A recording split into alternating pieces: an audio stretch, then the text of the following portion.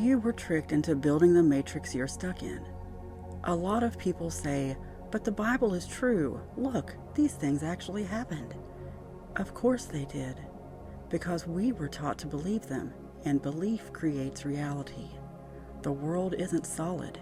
It's a hologram, a living projection shaped by your expectations, your focus, and most of all, your words.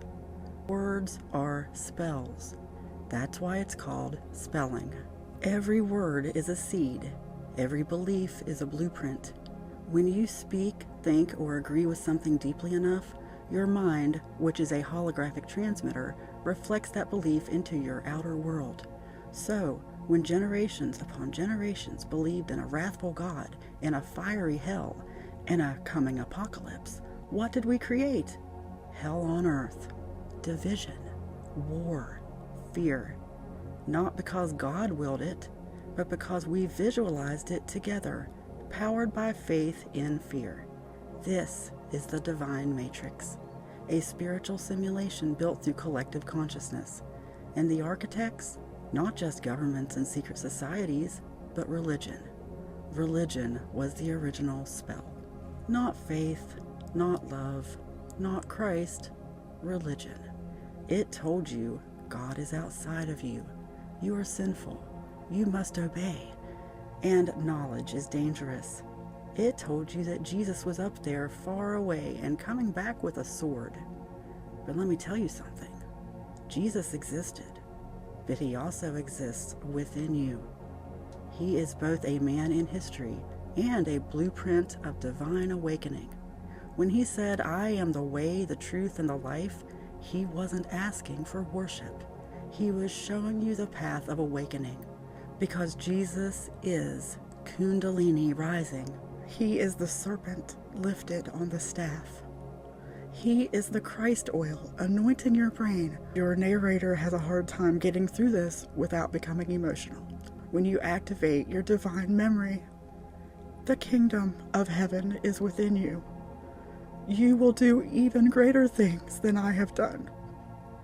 That wasn't metaphor. That was the mechanics of Ascension. As above, so below. The outer world reflects the inner. The matrix is not just technology. It's a collective spiritual projection. And yes, there was a flood. Yes, prophecy seems to come true. Yes, revelation plays out in real time. But why? Because it was planted in the collective mind. It was written, taught, feared, preached, sung, memorized, recited, prophesied, until enough people visualized it into this dimension. This is how the Mandela effect works.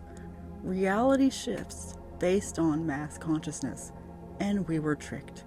We were tricked into using our creative power against ourselves, tricked into building a prison with our own holy words. Let's go back to the Bible codes. People say, but look, there are hidden patterns. That proves it's divine. No, it proves that words are mathematical spells. It proves that everything in this matrix is made of frequency, language, vibration, geometry.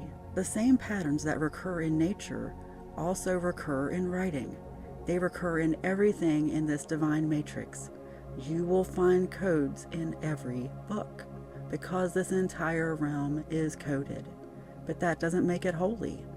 What makes something holy is the spirit behind it. And much of what you think is God-breathed was actually written to enslave your imagination. You were born into a simulation. This is the real war. We wrestle not against flesh and blood, but against principalities, powers, and spiritual wickedness in high places. It's not a war of physical weapons. It's not left versus right. It's not heaven versus earth. It's you versus the false programs in your own mind. And once you wake up, you stop feeding the illusion. You stop prophesying your own destruction.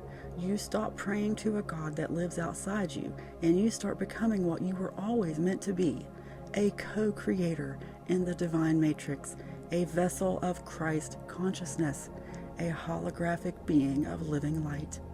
You didn't come here to bow. You came here to remember.